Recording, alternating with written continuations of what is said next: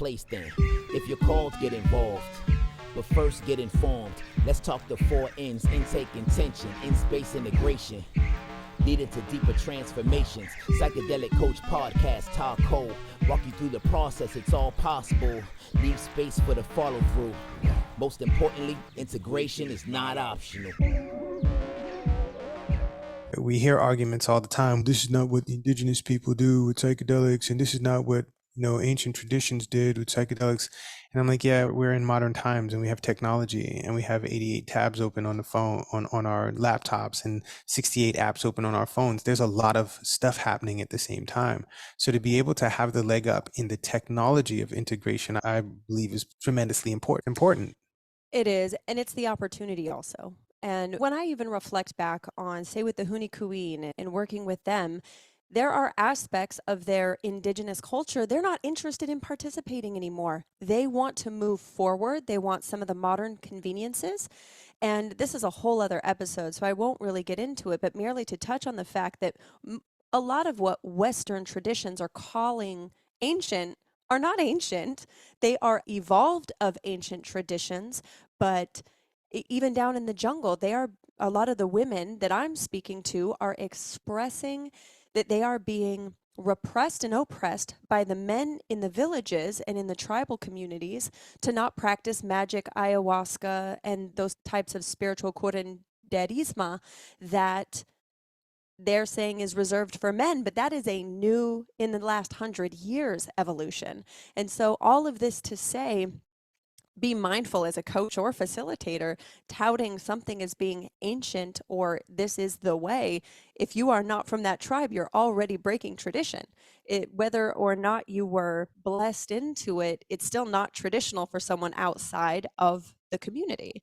And so bringing it to, say someone's a coach and they had someone come back from an experience feeling a bit of overwhelm, and maybe it's not even the emotion of overwhelm, a nervous system overdrive where there was a lot of music, a lot of people in a totally different environment. Maybe they were in the jungle, all the bugs, the snakes, like their nervous system is feeling overwhelmed. What are some of the ways a coach could establish a safe and supportive space? After or during? After. So a coach can only provide, so this is what I like to start safety conversations off with, is I can only keep you as safe as you know how to be. Mm-hmm. Okay. If you don't know how to be safe, there's nothing I can do to keep you safe. So in your perception, I may be able to block animals from coming to get you or people from hitting you or harming you or taking your stuff.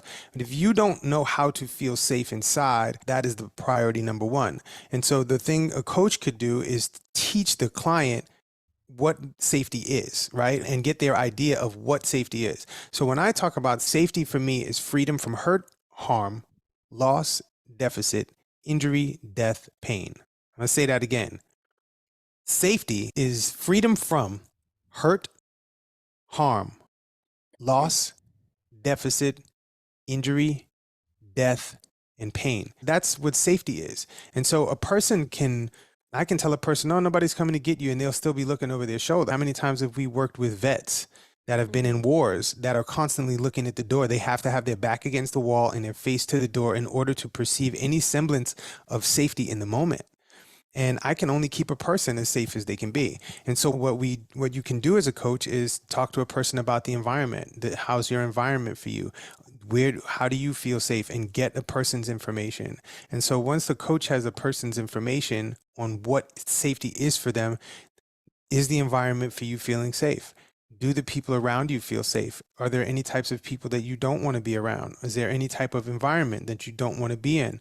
Let's see if we can craft this for you, if we can craft this together, right? And let's talk about what the potential that your body's looking for, that your organism is looking for, the potential of injury, loss, hurt, harm, deficit, right? Pain. What are the potentials? And let's discuss them. So when we put these things on the table, we move them out of the shadow into the light. When we move them out of the shadow into the light, a person can actually do something about it. But as long as a person's space of unsafe is in the shadow, there's nothing we can do. And so talking about this, bringing this to the surface and having this conversation would be step one. What is safety to you? And an expression of, My every intention is for this to be a safe environment. Okay. I'm doing my best to craft a safe environment, but in order to craft a safe environment with you, I need to know what safety is to you, because otherwise I'm giving you my rendition of what safety is. And if I give you my rendition of safety and it doesn't agree with yours, I can have pillows and fluffy stuff, and I can have security guards and all of this stuff. But if somebody's looking at you a certain way and that causes you to feel unsafe, then all of this environment that I've created is. And so this is where me knowing as a practitioner, me knowing what your safety looks like is priority number one. And so that discussion has to be had. What is safety to you? What is safety to you? Because this is what safety is to me. Let's get on the same page and let's craft an environment where you can perceive safety, because this is your safety. So you're going to have to create it.